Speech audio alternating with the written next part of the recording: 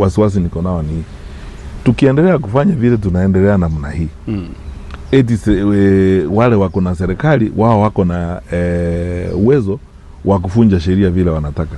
Wakati tulikuwa na by election kule Nyamira, hadharani mchana watu wamebeba mishale na mapanga mchana, wamaandamana na mjumbe wa bunge, wanatembea mchana na polisi wanawaangalia. Hakuna mtu anakamatwa na so on.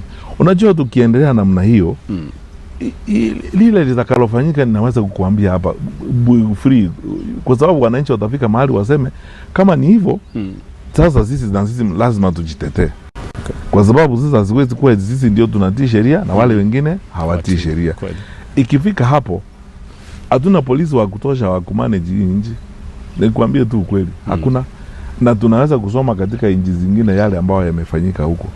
Unajua watu wanajigamba tuko kwa uongozi, sisi tuko na vifaa, tuko na bunduki. Kuna wakati hizo bunduki haziwezi kukusaidia, kwa sababu wananchi watafika mahali wamechoka na watachukua sheria kwa mikono yao na hakuna kitu utafanya. Nikupe mfano moja. Kiongozi mmoja katika nchi moja hapa ya Asia ambaye alitoroka, asubuhi alikutana na waandishi wa habari, anawaambia yeye kwa maisha yake hajui kitu inaitwa surrender, hajui kitu inaitwa departure.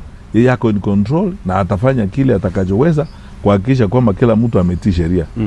Saa 3 baadaye alikuwa anatafuta ndege ya kutoroka nje. Na hawa, acha nikuambie hawa, tusipoangalia hii maneno, siku moja wao wenyewe wataanza kutafuta namna ya kutoroka. Kwa hivyo that is why it is important kila wakati, ni lazima kila wakati tuhakikishe kwamba tunashauriana, kwa sababu hakuna mtu akona uwezo kujua kila kitu dunia hii. Hakika hata serikali inaweza kufanya makosa, tuseme tu ukweli. Ni kucha mbele kushauriana na watu kusema okay, kama ni hivi tufanye namna hii. Kuambia wale watu tuko nao tafadhali tusiende hapa, tutaenda zaidi. Hiyo ndio sababu mimi wakati mwingine hata nikiwa kwa public meetings mimi sitaki kuanza na kutusi watu huyu wako namna. Hapana. Tuko na shida ya nchi, tunahitaji kusuluhisha. Na lile tunalohitaji zaidi ya mambo yote ni kuzungumza sisi wenyewe na kutafuta njia tunaweza kuweka watu wetu pamoja, tutii sheria, tujenge nchi yetu tuende mbele.